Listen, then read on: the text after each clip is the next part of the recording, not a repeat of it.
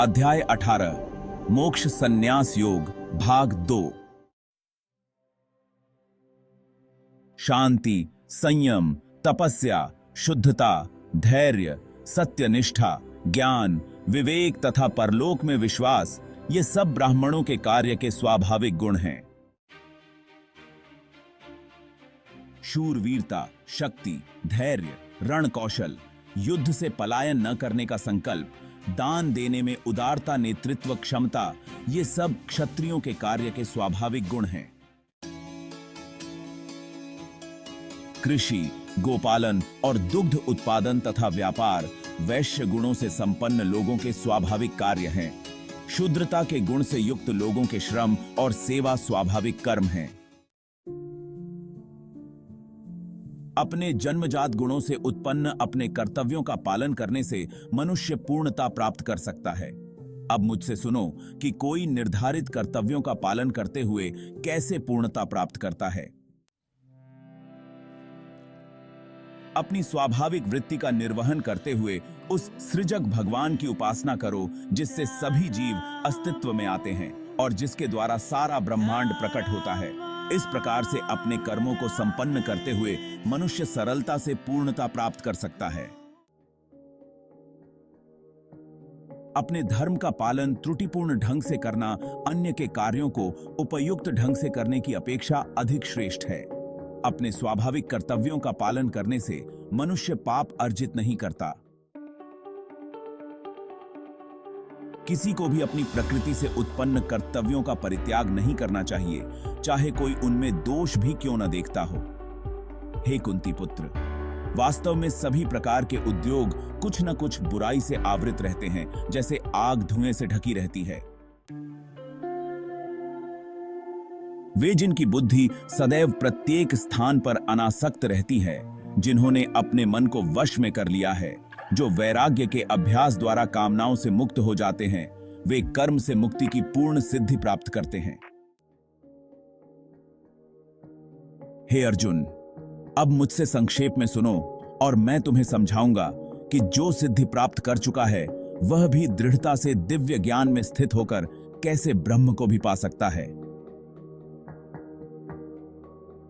कोई भी मनुष्य ब्रह्म को पाने की पात्रता प्राप्त कर सकता है जब वह विशुद्ध बुद्धि और दृढ़ता से इंद्रियों को संयत रखता है, शब्द और अन्य इंद्रिय विषयों का परित्याग करता है, राग और द्वेष को अपने से अलग कर लेता है।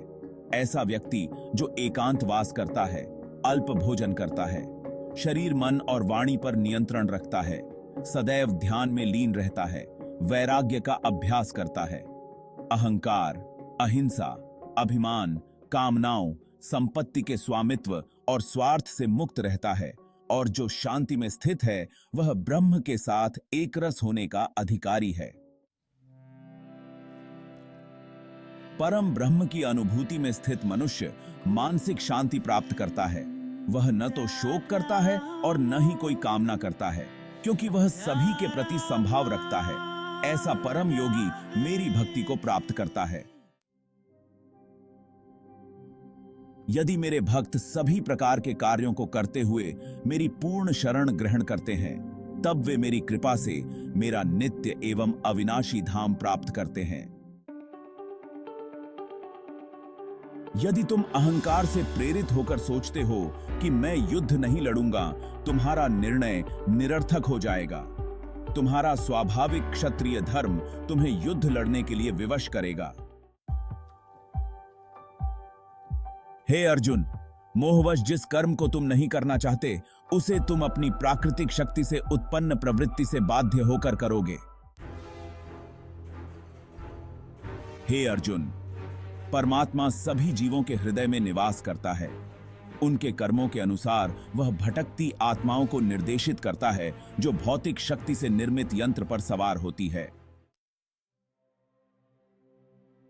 हे भारत, अपने पूर्ण अस्तित्व के साथ पूर्ण रूप से केवल उसकी शरण ग्रहण करो। उसकी कृपा से तुम पूर्ण शांति और उसके नित्य धाम को प्राप्त करोगे। इस प्रकार से मैंने तुम्हें यह ज्ञान समझाया जो सभी गुह्य से गुह्यतर है। इस पर गहनता के साथ विचार करो और फिर तुम जो चाहो वैसा करो। पुनः मेरा परम उपदेश सुनो, जो सबसे श्रेष्ठ गुह्य ज्ञान है। मैं इसे तुम्हारे लाभ के लिए प्रकट कर रहा हूं, क्योंकि तुम मेरे प्रिय मित्र हो। सदा मेरा चिंतन करो, मेरे भक्त बनो, मेरी आराधना करो, मुझे प्रणाम करो। ऐसा करके तुम निश्चित रूप से मेरे पास आओगे। मैं तुम्हें ऐसा वचन देता हूं, क्योंकि तुम मेरे अतिशय मित्र हो। सभी प्रकार के धर्मों का परित्याग करो और केवल मेरी शरण ग्रहण करो। मैं तुम्हें समस्त पाप कर्मों की प्रतिक्रियाओं से मुक्त कर दूंगा। डरो मत।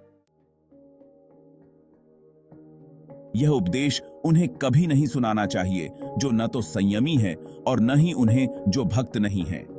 इसे उन्हें भी नहीं सुनाना चाहिए जो आध्यात्मिक विषयों को सुनने के इच्छुक नहीं है, और विशेष रूप से उन्हें भी नहीं सुनाना चाहिए जो मेरे प्रति द्वेष रखते हैं।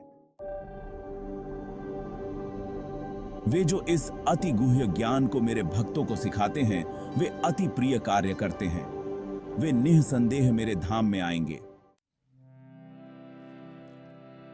उनकी अपेक्षा कोई भी मनुष्य उनसे अधिक मेरी प्रेम पूर्वक सेवा नहीं करता, और इस पृथ्वी पर मुझे उनसे प्रिय न तो कोई है और न ही होगा।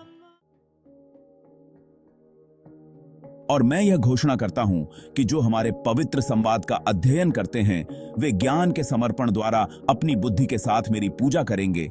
ऐसा मेरा मत है। वे जो श्रद्धा युक्त तथा द्वेष रहित होकर केवल इस ज्ञान को सुनते हैं, वे पापों से मुक्त हो जाते हैं और मेरे पवित्र लोकों को पाते हैं, जहां पुण्य आत्माएं निवास करती हैं।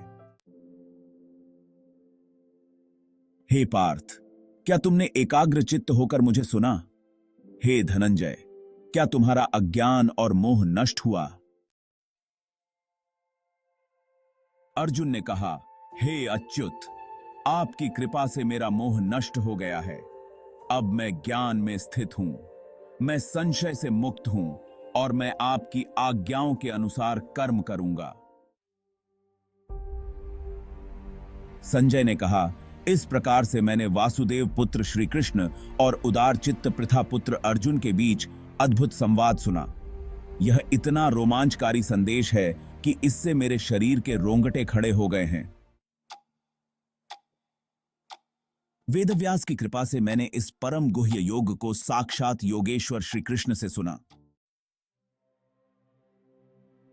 हे राजन, जब जब मैं परमेश्वर श्री कृष्ण और अर्जुन के बीच हुए इस चकित कर देने वाले अद्भुत संवाद का स्मरण करता हूं, तब तब मैं पुनः पुनः हर्षित होता हूं।